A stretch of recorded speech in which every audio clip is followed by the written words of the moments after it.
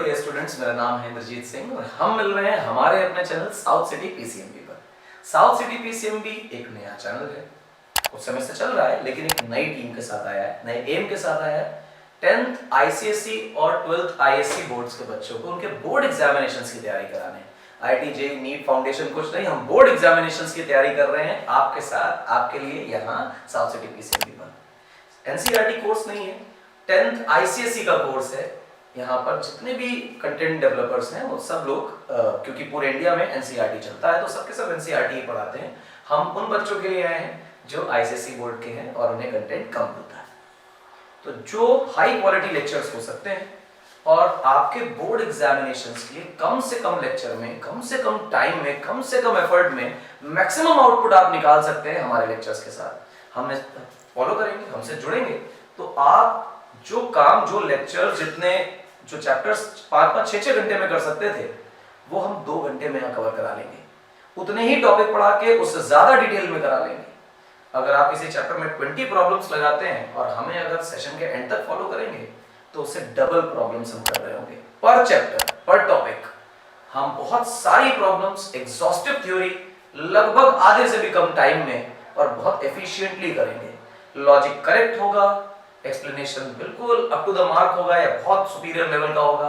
Team बहुत अच्छी है, सारे सब्जेक्ट्स आपके पास, हमें फॉलो करिए और देखते रहिए सारे लेक्चर्स को। अपने बोर्ड एग्जामिनेशंस की तैयारी को हमेशा मजबूत रखिए और धीमे धीमे और मजबूत करते जाइए।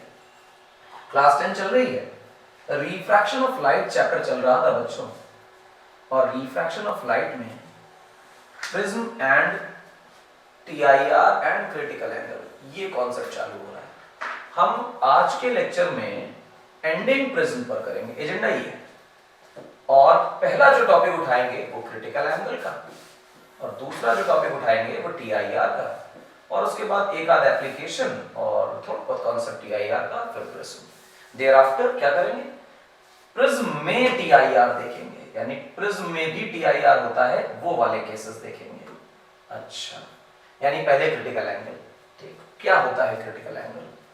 तो सबसे पहले समझें कि क्रिटिकल एंगल क्या है।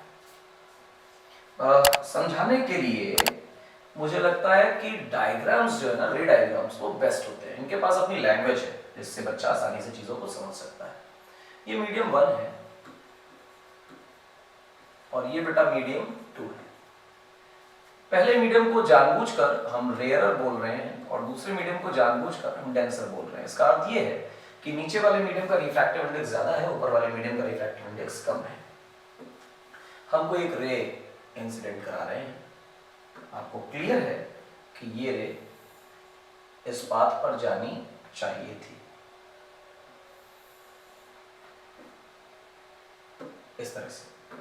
और आपको ये भी मालूम है कि हमारे पास तो एक नॉर्मल नाम की वस्तु है जो ये बताती है कि आखिर रे कहां मुड़ने वाली है।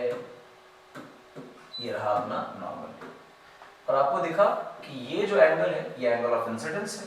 अब क्योंकि रे जो है हमारी वो रेयरर से डेंसर जा रही है, तो सभी बच्चे इस बात को समझेंगे कि रेयरर से डेंसर रे जब जाएगी तो ये रे टुवर्ड्स द नॉर्मल मुड़ जाएगी, तो हम रे को टुवर्ड्स द नॉर्मल मोड़ देते हैं।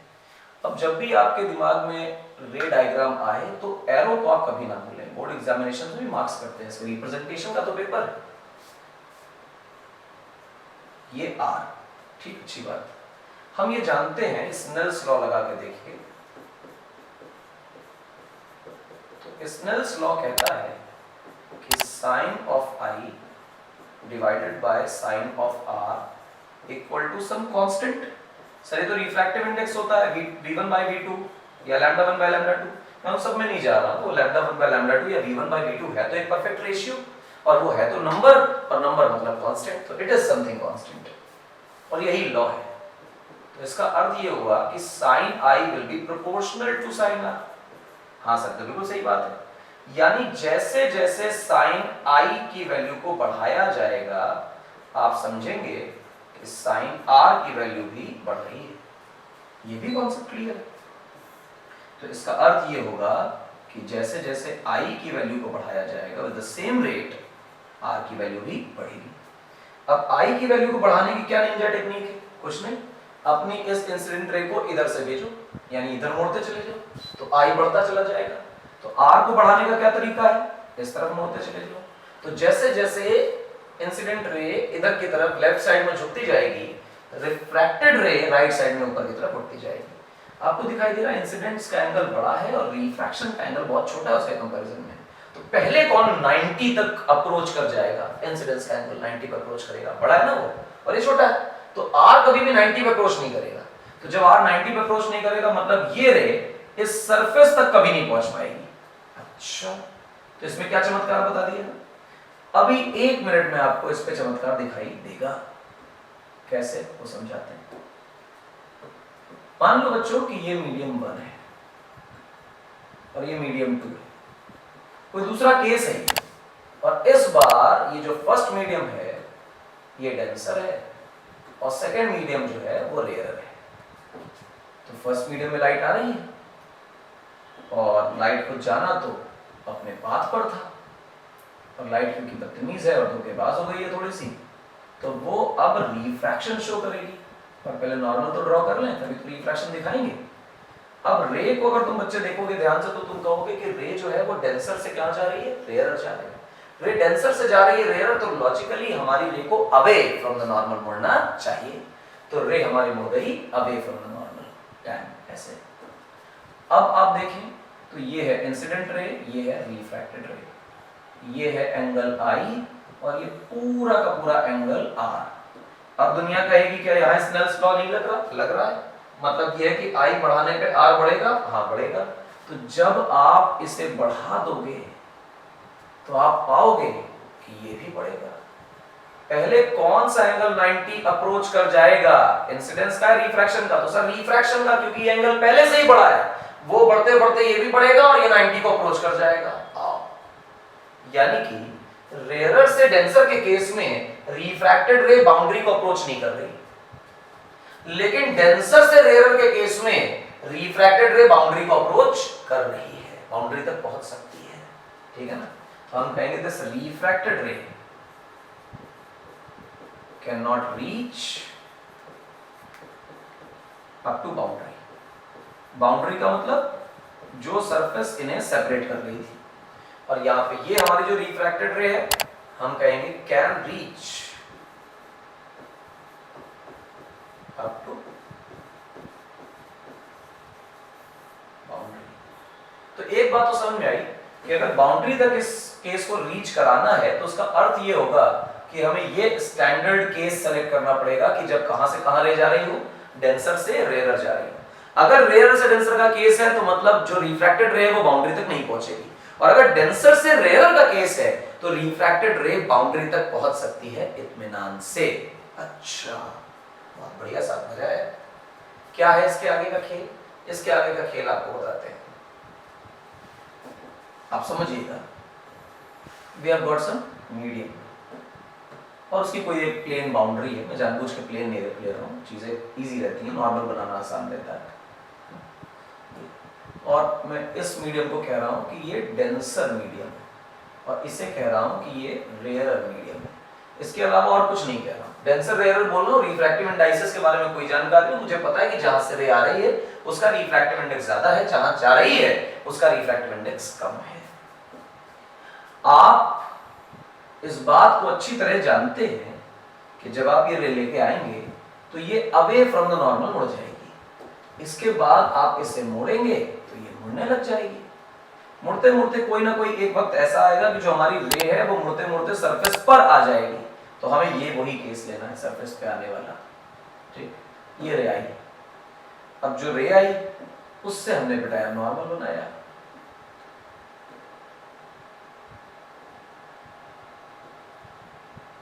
ये नॉर्मल बनाया,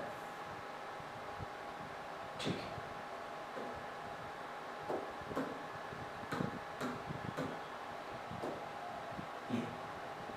ये एंगल ऑफ इंसिडेंस है कुछ। अब इसमें क्या हुआ कि जो हमारी रिफ्रैक्टेड रे वो इस सरफेस पर चलने लग गई।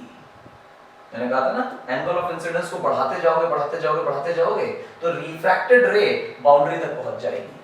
तो एक ऐसा एंगल ऑफ इंसिडेंस ले आइए एंगल को बढ़ाते बढ़ाते कि आपकी जो रिफ्रैक्टेड रे है वो सेकंड और फर्स्ट मीडियम की बाउंड्री तक आ जाए। तो यानी कि जो रिफ्रैक्शन का एंगल है वो 90 डिग्री हो जाए। और सरफेस पर जब हमारी रे चलने लग जाती है तो हम कहते हैं कि ग्रेजिंग हो रही है। क्या हो रही है बेटा? ग्रेजिंग हो रही है। यानी कि हमारी जो रिफ्रैक्टेड रे है वो सरफेस पर, बाउंड्री पर, इंटरफेस पर ग्रेज कर रही है। ग्रेज करने का मतलब होता है सरफेस के पैरेलल चलना। हमारी जो रिफ्रैक्टेड रे है वो बाउंड्री पर ग्रेज करने लग गई, बाउंड्री के पैरेलल चलने लग गई, बाउंड्री पर चलने लग गई। इस केस में ये जो एंगल ऑफ इंसिडेंस है हम इसे नाम देते हैं बेटा क्रिटिकल एंगल। तो एक कॉन्सेप्ट तो दिमाग में तुरंत बैठा कि सर क्रिटिकल एंगल जैसा कॉन्सेप्ट काम ही सिर्फ तब आ सकता है, पिक्चर में ही सिर्फ तब आ सकता है जब ये पूरा फिनोमेना रिफ्रैक्शन का केस डेंसर से रेयर मीडियम में हो रहा है। अगर डेंसर से रेयर मीडियम में रिफ्रैक्शन हो रहा है तभी क्रिटिकल एंगल का केस आ सकता है। मैंने अभी 2 मिनट पहले ही करके बताया कि रेयर से डेंसर में केस नहीं है। और कब क्रिटिकल एंगल फाउंड होगा ये भी बहुत इंपॉर्टेंट है कि हम कैसे कहेंगे कि क्रिटिकल एंगल मिल गया ना। तो क्रिटिकल एंगल को ढूंढ पाने के लिए हम कहते हैं कि वो एंगल ऑफ इंसिडेंस जिसके करस्पॉन्डिंग रिफ्रैक्शन का एंगल 90 डिग्रीज का हो जाए वो क्रिटिकल एंगल है। यानी कि सरफेस पर रे ग्रेज करने लग जाए तो हम कहेंगे क्रिटिकल एंगल की बढ़िया सी परिभाषा बनाओ। तो सबसे पहले हेडिंग डालो बेटा क्रिटिकल एंगल और फिर यहां से क्रिटिकल एंगल की बेसिक सस्ती परिभाषा बनाई है, बड़ी इंपॉर्टेंट है, पेपर में आया करती है। लिखेंगे इसको मजे से, देखिए लिख रहे हैं angle of incidence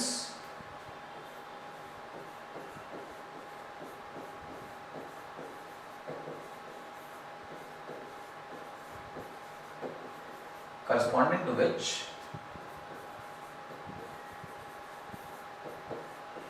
the angle of refraction becomes 90 degree is called critical angle.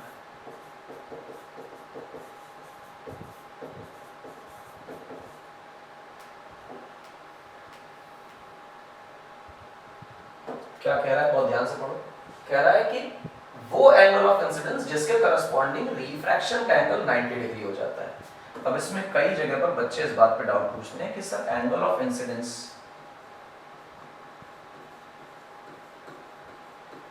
In rare medium लिखना आवश्यक है कि नहीं, क्योंकि रेयर मीडियम में ही angle of incidence critical, sorry rare नहीं, डेंसर मीडियम।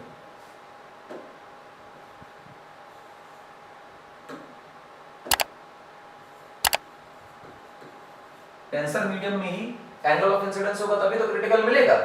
हाँ, तो रिफ्रैक्शन का एंगल इन रेयर मीडियम लिखना जरूरी है। तो बात ये है बेटा कि ये वाली चीज आप मेंशन करें अथवा ना करें, अगर आप रेयर से डेंसर का ट्रांसमिशन देख रहे हैं तो वहां तो वैसे ही क्रिटिकल नहीं मिलेगा, 90 नहीं मिलेगा। अगर किसी एंगल ऑफ इंसिडेंस के करस्पॉन्डिंग रिफ्रैक्शन 90 मिल रहा है तो मतलब डेंसर से रेयर का केस है। This is what we call as critical angle.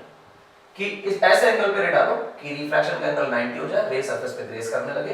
Important बात क्या है कि फिनोमेना तब सामने आएगा जब डेंसर से रेयर का ट्रांसमिशन हो रहा होगा। अच्छा साहब, बहुत बढ़िया, अच्छा लगा सुनकर। चलिए क्या कर सकते हैं और इस क्रिटिकल एंगल की वैल्यू निकाल सकते हैं। कैसे निकालेंगे भाई? क्रिटिकल एंगल हो चाहे कुछ भी हो तो रिफ्रैक्शन से रहा है, और रिफ्रैक्शन के सारे फिनोमेना को कौन कंट्रोल कर रहा है? Speed of light. और स्पीड ऑफ लाइट का जो रेशियो है वो क्या है? वो है रिफ्रैक्टिव इंडेक्स। और अगर रिफ्रैक्टिव इंडेक्स की वजह से ही लाइट में बेंडिंग होती है तो इसका मतलब क्रिटिकल एंगल कब मिलेगा, कहाँ मिलेगा, कितना मिलेगा, इस सारी कहानी रिफ्रैक्टिव इंडेक्स से जुड़ी हुई है। इस वजह से हम क्या करेंगे? रिफ्रैक्टिव इंडेक्स और क्रिटिकल एंगल के बीच का रिश्ता निकालेंगे। तो हम क्या करेंगे? अगला टॉपिक देखें बेटा,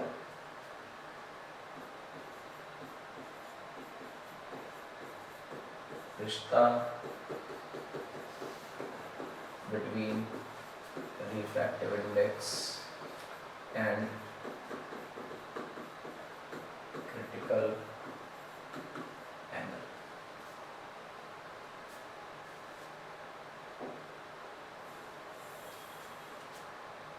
आरजे लिख दिया इसने, इसको आई बनाना चाहिए। तो रिश्ता बिटवीन रिफ्रैक्टिव x। ठीक, अब अच्छा है, सुंदर लग रहा है। क्रिटिकल एंगल और रिफ्रैक्टिव इंडेक्स के बीच का क्या रिश्ता है, तो चलो रिश्ता निकालते हैं। सेम डायग्राम दोबारा बनाते हैं। बार बार डायग्राम क्यों बनवा रहे हो, प्रैक्टिस कर लो, तुम्हारे भी काम आएगा। डायग्राम फटाफट बनने चाहिए, ऑप्टिक्स पूरा खेल ही इसका है। डायग्राम सीधा हो, अच्छा हो, सजीला सा हो। आप एक रे लेकर आए जो इंसिडेंस हो रही थी, मैं इस पे कोई लाख लपेट किए बिना, कोई तमाशा किए बिना डायरेक्ट आपके लिए क्रिटिकल एंगल का केस बनाकर दिखा रहा हूं। ये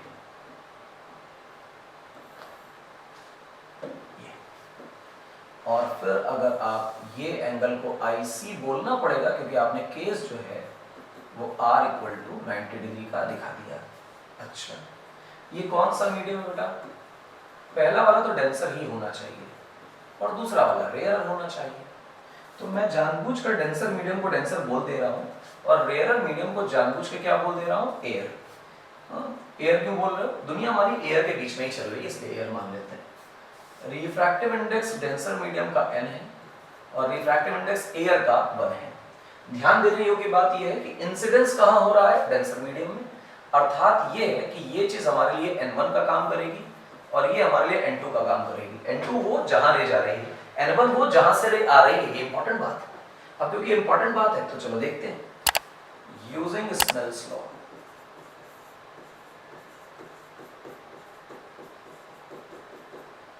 स्नेल्स लॉ को बहुत करीब से देखो और सावधानी से देखो तो बड़ा अच्छा दिखाई देगा। स्नेल्स लॉ कहता था कि sine of I divided by sine of R equal to N2/N1। ठीक ठीक लगा? साइन I, जिस वक्त आप I की जगह क्रिटिकल एंगल की वैल्यू डाल देंगे उसी वक्त R की जगह पर अपने आप 90 हो जाएगा। हो गया ऐसे क्यों? क्योंकि जब I की जगह IC हो जाएगा, क्रिटिकल एंगल की वैल्यू आ जाएगी, तो क्रिटिकल एंगल के करस्पॉन्डिंग रिफ्रैक्शन का एंगल 90 हो जाता है, तो वो 90 डाल दी। अब बच्चों N2 देखो कितना है, जहां जा रही है रे वो N2 है, उसकी वैल्यू 1 है। N1 कितना है बेटा? N है। तो आपके पास sin 90 की वैल्यू 1 हो गई। You are left with sin IC critical angle equal to 1/n। और ये शुद्ध सात्विक अच्छा तरीका है इन दोनों का रिश्ता निकालने का, ये रिश्ता है। पर आपकी किताब कुछ और कहती है, किताब इसको फर्दर सॉल्व करती है, इसको उल्टा कर लेती है। तो ये लिखती है 1/sin IC और इसे लिखती है n/1। और 1/sin तो सब बच्चे जानते हैं क्या होता है बेटा, cosec IC equal to n। और IC को किताब ऐसे लिख के देती है cosec इनवर्स n। cosec की पावर -1 करके नहीं पढ़ना है, इसे इनवर्स करके पढ़ना है, तो अच्छा लगेगा। ये चाहे इस रिलेशन से देखो चाहे इससे देखो, तुम्हें एक आइडिया क्लियर होगा कि जैसे जैसे रिफ्रैक्टिव इंडेक्स को तुम बढ़ाते हो वैसे वैसे जो क्रिटिकल एंगल है तुम्हारा वो घटता चला जाता है। समझ पा रहे? यानी जितना ज्यादा रिफ्रैक्टिव इंडेक्स बढ़ा दोगे क्रिटिकल एंगल की वैल्यू उतनी घट जाएगी। इंपॉर्टेंट है, समझना है तुम्हें कि जैसे जैसे रिफ्रैक्टिव इंडेक्स बढ़ाओगे क्रिटिकल एंगल घटेगा। अच्छा, यानी कि अगर ये रिफ्रैक्टिव इंडेक्स डेंसर का ज्यादा होता तो और पहले से ये सरफेस पे ग्रेस करती और पहले से सरफेस पे ग्रेस करती। जवाब है अगर इसका रिफ्रैक्टिव इंडेक्स कम होता तो भी और दूर जाने के बाद तब जाकर के ये ग्रेस करती। अच्छा, बहुत बढ़िया। अब मान लो कि यार ये सारा कुछ तो तुमने कर लिया, इस रे को और घुमाओ, तो क्या ये रे और घूमेगी? हमें पता है ना जितना इसको घुमाते जाएंगे उतना ही घूमती जाएगी। अगर उसे और घुमाया क्रिटिकल के बाद तो कॉमन सेंस है कि ये और घूमेगी, और अगर ये और घूमेगी ये तो अपने मीडियम में वापस चली जाएगी, और अगर ये अपने मीडियम में वापस चली जाएगी तो इसका मतलब होगा यार अपने मीडियम में बाउंस बैक हो गई, तो रिफ्लेक्शन हो गया। जवाब है हाँ, रिफ्लेक्शन हो गया। इस कॉन्सेप्ट को बोलते हैं total internal reflection, internal reflection, total reflection. कई अलग अलग किताबों में अलग अलग नामों से आता है, इसीलिए ज्यादातर किताबें इसे टोटल इंटरनल रिफ्लेक्शन पूरा पूरा लिख के दे देती हैं। टोटल इंटरनल रिफ्लेक्शन का अर्थ है कि रे डेंसर से रेयर में जाने के लिए आ रही थी और उसके बाद जो एंगल ऑफ इंसिडेंस है उसे और बढ़ा दिया गया। किससे बढ़ा दिया गया? क्रिटिकल एंगल से भी ज्यादा कर दिया गया। इफ अ रे falls on the boundary of denser medium at an angle of incidence greater than the critical angle, then it bounces back to its own medium following all the laws of reflection and hence it suffers reflection only. और इस तरह का reflection जो कि किसी mirror से, किसी polish से, किसी ओपेक सब्सटेंस से नहीं हो रहा, ट्रांसपेरेंट बाउंड्री से हो रहा है, इसे कहा जाएगा TIR, टोटल इंटरनल रिफ्लेक्शन। अच्छा, तो इसका मतलब ये है कि हमें TIR के बारे में चर्चा करनी चाहिए। ध्यान से देखिए,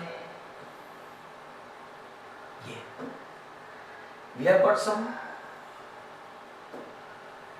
object here, तो लॉजिकली एक रे यार सीधी निकालो, सीधी चली गई, तुम्हें कोई तकलीफ नहीं। ध्यान देना, ये जिस मीडियम में हम बैठे हुए हैं इसे हम डेंसर मीडियम कह रहे हैं, और जहां रे जाने वाली है उसे हम रेयर मीडियम कह रहे हैं। तो लॉजिकली रे तो सीधी सीधी चली जाएगी यार। अब एक रे निकालो, तो ये तो अवे फ्रॉम द नॉर्मल मुड़ जाएगी, इसमें भी कोई तकलीफ नहीं। और क्योंकि अभी तक दूसरे मीडियम में जा रही है, इसका मतलब अभी क्रिटिकल एंगल नहीं आया है। एक रे निकालिए यहाँ पर, और अब इस रे को करा दो बेटा ग्रेस। क्यों कराते हैं ग्रेस? कभी ना कभी तो क्रिटिकल आएगा, कितनी रे ना हो गया, ग्रेजिंग दिखाओ, खेल खत्म। और जब तुमने ये ग्रेजिंग दिखाई तो तुम्हें नॉर्मल दिखाना है, या शोन नॉर्मल ऑल्सो। ये रे आ रही थी और ये रे अब यहाँ पर जा रही है, और ये जो नॉर्मल के साथ एंगल है ये क्रिटिकल एंगल है। क्या बात है। हाँ, अब देखिए, ये रे यहाँ पर आई। अच्छा, अब इसमें क्या करना है? नॉर्मल बनाना है। तुमने नॉर्मल बनाया, तुम खुद ही देख पा रहे हो कि इस बार का जो एंगल ऑफ इंसिडेंस है वो पुराने वाले क्रिटिकल एंगल से, इस वाले एंगल से और ज्यादा है, क्योंकि रे तो और बेंड हो चुकी है। और क्योंकि हमारा जो इंसिडेंस का रे है उसने ज्यादा एंगल पे इंसिडेंस सफर किया है, क्रिटिकल एंगल से ज्यादा एंगल ऑफ इंसिडेंस हमारे पास है, इस वजह से ये रे आगे ना जाके बाउंस बैक कर जाएगी, और बाउंस बैक करके अपने ही मीडियम में वापस आ जाएगी, और ये I = R के लॉ को फॉलो करेगी, और हम कहेंगे इस जगह पे हो रहा है TIR, टोटल इंटरनल रिफ्लेक्शन। क्या हो रहा है बेटा? टोटल इंटरनल रिफ्लेक्शन हो रहा है, total internal reflection.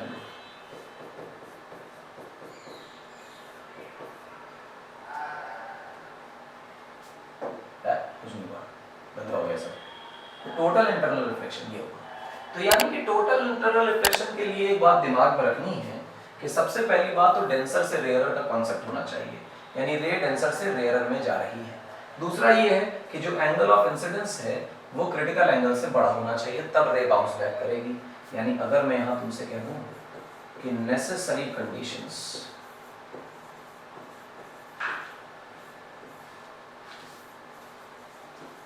For TIR, total internal reflection क्या है, तो बेटा दो कंडीशंस तुम्हारे लिए नेसेसरी। दो कंडीशंस कौन सी नेसेसरी? पहली ये कि डेंसर टू रेयरर इंसिडेंस होना चाहिए। दूसरी कंडीशन क्या है? एंगल ऑफ इंसिडेंस को क्रिटिकल एंगल से बड़ा होना चाहिए। बोर्ड एग्जाम के प्रीवियस ईयर क्वेश्चन पेपर्स लगाएंगे तो आपको ये क्वेश्चन जरूर मिलेगा, इसमें पूछेगा कि क्या दो नेसेसरी कंडीशंस हैं। अच्छा साहब, नेसेसरी कंडीशंस पूछता है, बढ़िया बात है। ये डायग्राम आपने अपनी किताब में और कई जगह देखा होगा, और ये डायग्राम मैंने एक ही साथ बना दिया था। वही है, क्या कह रहा है इसे बहुत ध्यान से देखिए। किसी θ1 पे आपने इंसिडेंस कराया और ये रे रिफ्रैक्ट हो गई, फिर आपने किसी क्रिटिकल एंगल IC पर इंसिडेंस कराया और ये रे ग्रेज करने लग गई। अब ये जो एंगल ऑफ इंसिडेंस है ये क्रिटिकल एंगल से बड़ा हो गया, तो फिर यहाँ पे क्या होने लग जाएगा बेटा? TIR, और रे वापस आ जाएगी। इन तीनों को मर्ज करके एक ही डायग्राम में मैंने अभी समझा दिया। तो ये कॉन्सेप्ट है TIR का और क्रिटिकल एंगल का। आप किसे जानना है? इसे और देखेंगे डिटेल में TIR को, परंतु जब प्रिज्म पढ़ लेंगे तो यही TIR का कॉन्सेप्ट हम प्रिज्म में अप्लाई करेंगे और वहां देखेंगे कि क्या क्या करता है। फिलहाल अगला जो पार्ट है, एजेंडा है अभी का, वो है बेटा प्रिज्म, है ना? तो प्रिज्म क्या है? ये है प्रिज्म। कैसा दिखाई देता है? ऐसा दिखाई देता है। 3D टाइप की सरफेस आपको दिख रही है, और अच्छा डायग्राम देखना, ये देख लीजिए, थोड़ा सा ज्यादा 3D है, अच्छा लग रहा है। तो आप इस चीज को छोड़ दीजिएगा कि ये आपको डिफरेंट कलर्स नजर आ रहे हैं, डिस्पर्जन का फिनोमेना है। व्हाइट लाइट लेने पर ये डिस्पर्स हो जाती है, फैल जाती है, अपने सातों कलर्स में टूट जाती है। लेकिन अगर हमें व्हाइट लाइट ना लेकर मोनोक्रोमैटिक, मोनोक्रोमैटिक का मतलब चाहे ग्रीन, चाहे रेड, चाहे ब्लू, चाहे वॉयलेट, चाहे इंडिगो, चाहे व्हाटएवर, जो भी इनमें से एक कलर लेकर चलेंगे तो वो फैलेगी नहीं। अच्छा, हाँ, ये प्रिज्म है। प्रिज्म क्या होता है, कैसा होता है, इस सबको समझने के लिए बेसिक आइडिया मैं आपको बताता हूँ कि सबसे पहले तो जानो कि प्रिज्म चीज क्या है ना। ये कॉन्सेप्ट मैं बहुत अच्छा बता रहा हूँ तुमको, देखो। प्रिज्म को अगर तुम इस पिक्चर में देखोगे तो नीचे वाली सरफेस का कोई रोल नहीं है, क्योंकि लाइट यहाँ से आ रही है, वैसे जा रही है, तो सामने वाली सरफेस का भी रोल नहीं है, पीछे वाली सरफेस का भी रोल नहीं है। सामने वाली सरफेस का इतना रोल है कि जो तुम देख रहे हो वो यहाँ से देख रहे हो, और जब तुम यहाँ से देखते हो तो you call this triangular face as principal section. क्या कहते हो इसे? Principal section. किसका प्रिंसिपल सेक्शन है? प्रिज्म का, जिसको तुम देख रहे हो। ये प्रिज्म का प्रिंसिपल सेक्शन है। थोड़ा सा एरोप्लेन टाइप है, उड़ जाएगा अभी, ठीक। ये तो इधर स्लांट सरफेसेस से मतलब है। अब ये स्लांट सरफेसेस ऐसी भी हो सकती थी, पर ये प्रिज्म नहीं होता। प्रिज्म कब होगा? जब हमारी जो सरफेसेस दे रखी हैं, जहां से रिफ्रैक्शन कराया जा रहा है, वो प्लेन है, सीधी है। पर प्रिज्म का कॉन्सेप्ट भी तब आएगा जब दो जगह पर रिफ्रैक्शन हो रहा होगा, और ये रेस, ये जो सरफेसेस हैं आपस में पैरेलल नहीं है। अगर रेस पैरेलल, सरफेसेस पैरेलल हो गई तो पैरेलल सरफेसेस से रेक्टेंगुलर स्लैब का कॉन्सेप्ट बन जाएगा। तो प्रिज्म तब जब सरफेसेस आपस में पैरेलल ना हो और कर्व ना हो, प्लेन सरफेस है इंक्लाइन टू ईच अदर, तो ये प्रिज्म बनाता है। अच्छा, चलो देखते हैं प्रिज्म क्या है।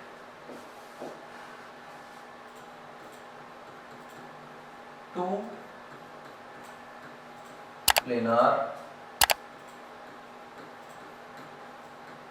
surfaces inclined to each other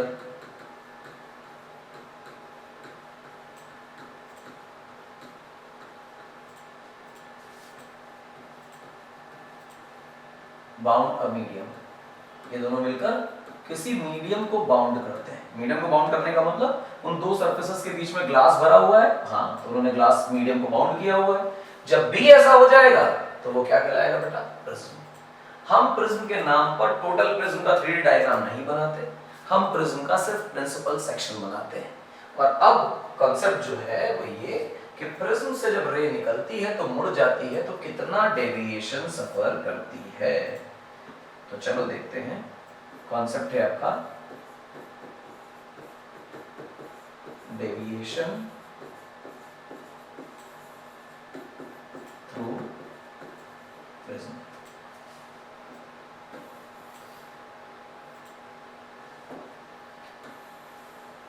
deviation through prism, देखो ये है डेविएशन थ्रू प्रिज्म, ये है नहीं, अभी बनाते हैं आपके लिए। प्रिज्म का डेविएशन क्या है समझो। सबसे पहले तो एक सुंदर सा चित्र बनाओ प्रिज्म का, तो अच्छा लगेगा तुमको। ये प्रिज्म है भाई आपके लिए, डेंसर है लॉजिकली, और ये जो टॉप का एंगल है इससे आप एपेक्स एंगल बोलते हो, और या फिर इसे ही आप नाम देते हो एंगल ऑफ प्रिज्म। क्या कहते हो? Angle of prism. ठीक है, अच्छी बात है। अब आप एक रे लेकर आते हैं मोनोक्रोमैटिक। मैं यहाँ लिख भी देता हूँ आपके लिए, कौन सी रे है? मोनोक्रोमैटिक रे। एक ही वेवलेंथ, एक ही कलर। उसका फायदा क्या है? डिस्पर्जन शो नहीं करना पड़ेगा। आप यहाँ पर एक नॉर्मल बनाइए। नॉर्मल किस पे बनेगा सर? रे पर। मैंने पहले मना किया है, रे पर नॉर्मल नहीं बनता, नॉर्मल बनता है सरफेस पर। कौन से सरफेस पर? जिस पर तुम इंसिडेंस करा रहे हो। तो ये रहा ऐसे नॉर्मल, ठीक। और नॉर्मल के साथ जो एंगल है वो एंगल ऑफ इंसिडेंस है। इस रे को अगर तुम आगे बढ़ाओ तो तुम्हें पता चलेगा कि इंसिडेंट रे यहाँ जाना चाहती थी, तो वो जरूरी है उसका पाथ दिखाना। अब ये टुवर्ड्स अ नॉर्मल बेंड होगी क्योंकि डेंसर में जा रही है, तो टुवर्ड्स अ नॉर्मल तुमने बेंड करा दिया। और अगर ऐसा हुआ तो ये रिफ्रैक्टेड रे कहलाएगी, ठीक है ना? क्या कहलाएगी? रिफ्रैक्टेड रे। और नॉर्मल के साथ ये जो एंगल है ये R1 फर्स्ट रिफ्रैक्शन का एंगल कहलाएगा। अब तुम यहाँ से इस रे को आगे बढ़ा दो तो तुम्हें लगेगा कि रिफ्रैक्टेड रे अब सीधा जाना चाहती थी, परंतु यहाँ पर भी एक नॉर्मल आएगा। क्यों आएगा? क्योंकि यहाँ भी तो रिफ्रैक्शन हो रहा है। हाँ हो रहा है, तो ये नॉर्मल।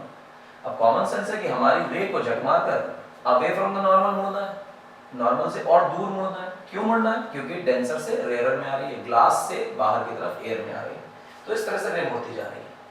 आप देख रहे हैं कि शुरुआत में हमारी रे को यहां इतना मुड़ना था, तो this was the first deviation.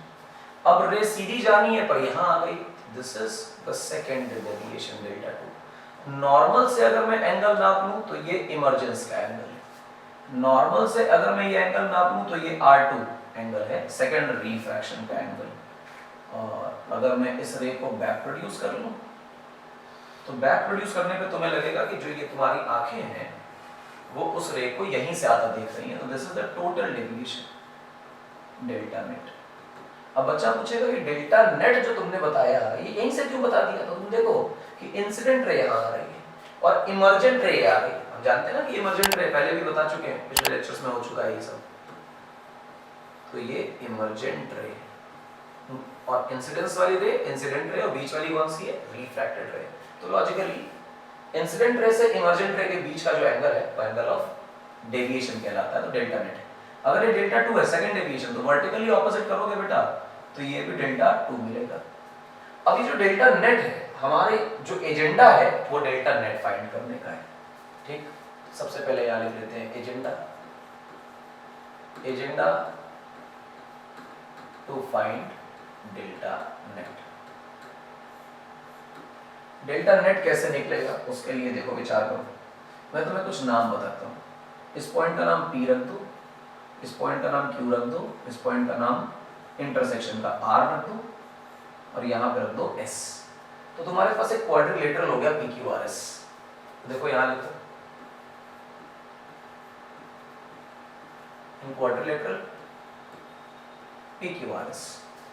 तुम जानते हो कि लाल वाला नॉर्मल है तो एंगल 90 बनाएगा, लाल वाला नॉर्मल है तो एंगल 90 बनाएगा, तो अंदर वाले दो एंगल 90 90 हो गए 180।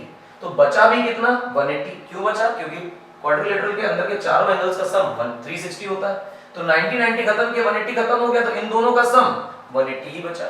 तो आप ऐसा कह सकते हो कि एंगल A यानी प्रिज्म का एंगल और एंगल QRS ये मिलाकर कितना होगा बेटा? 180 डिग्री। इस वजह से आप A एंगल को क्या कह सकते हो बेटा? 180 माइनस एंगल QRS। ये आपके लिए A की वैल्यू हो गई।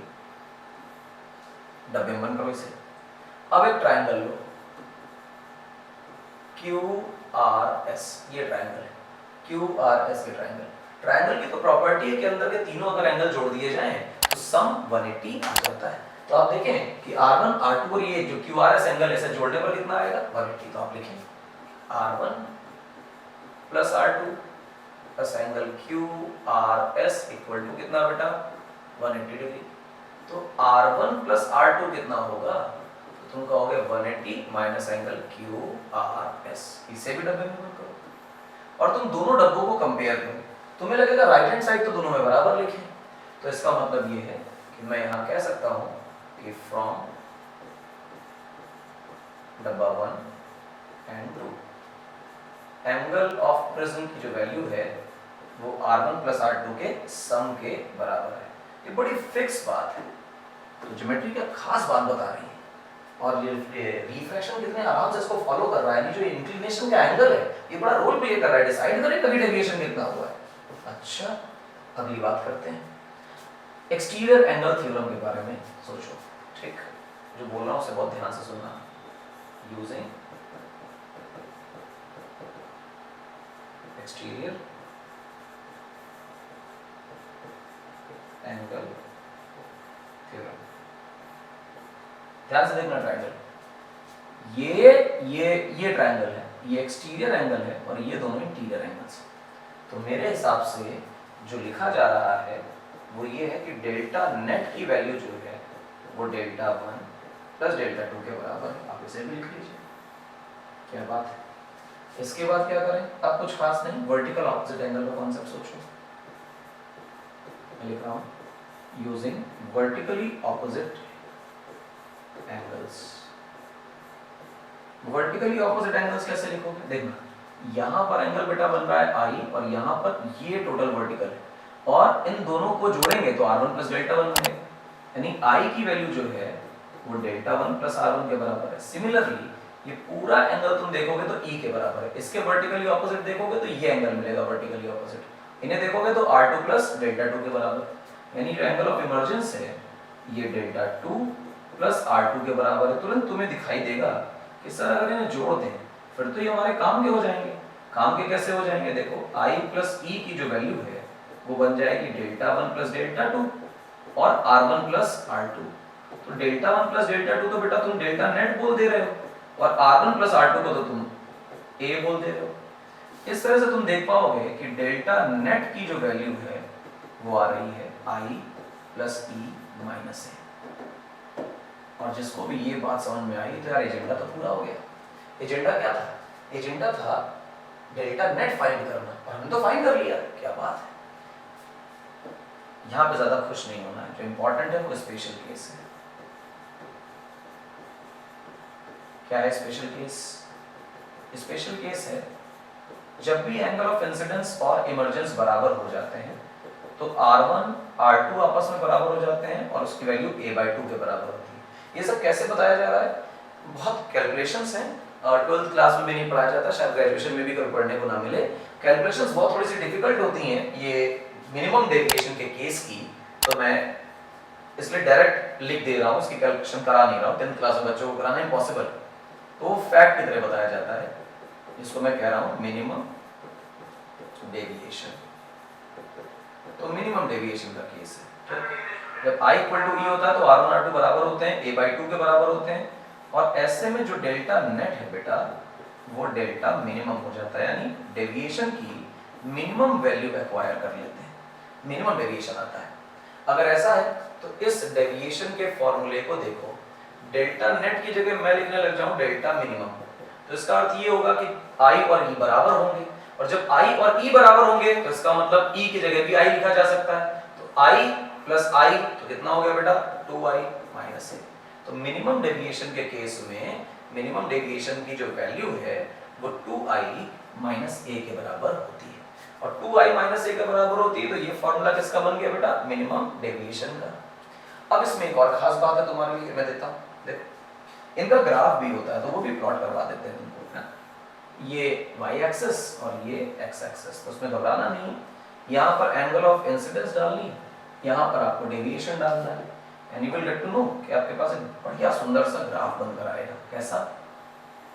मैं फिर से कह रहा हूँ इस बात को कि जो ग्राफ और इक्वेशन है उसे सॉल्व करना 10th क्लास के बस की बात नहीं है, इस वजह से किताबों में और टीचर्स इसे डिस्कस नहीं किया करते, क्योंकि 10th क्लास की मैथमेटिक्स के हिसाब से वो चीज़ इतनी संभव नहीं है।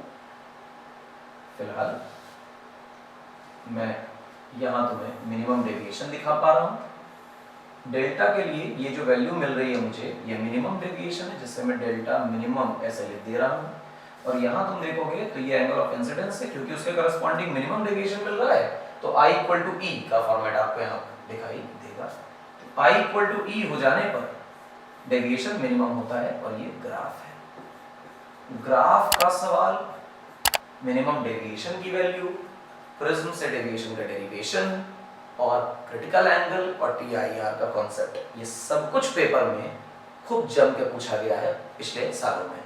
तो अगर आप आज के लेक्चर को पूरी तरह से देखते हैं, ग्रैब करते हैं, तो मानकर चलिए आपके बोर्ड एग्जामिनेशंस में क्वेश्चन पक्के फंसने हैं। जो पढ़ाया जा रहा है एग्जैक्टली ऐसा ही पेपर में आने वाला है, दाएं बाएं शायद कहीं ना पढ़े, जो पढ़ाया जा रहा है साउथ सिटी PCMB पर बस वही पढ़े। जितना पढ़ाया जाएगा उतना पेपर में आएगा, वैसे ही लिखाएंगे जैसे हम करा रहे हैं, कई नंबर नहीं कटेंगे। कीवर्ड्स पे ध्यान देना है, यूनिट्स पे ध्यान देना, हम सारा ध्यान दिलाएंगे, गलतियां बताएंगे किसकी? बोर्ड एग्जामिनेशंस की। मिलेंगे अगले लेक्चर में साउथ सिटी PCMB पर। शेयर करिए, लाइक करिए, सब्सक्राइब करिए फॉर मोर वीडियोस। हम लगातार पढ़ा रहे हैं, पूरे साल पढ़ाएंगे और आपको आपके बोर्ड एग्जामिनेशन की बहुत शानदार तैयारी कराएंगे। मिलेंगे नेक्स्ट लेक्चर में, तब हम करेंगे TIR प्रिज्म में। Till then thank you.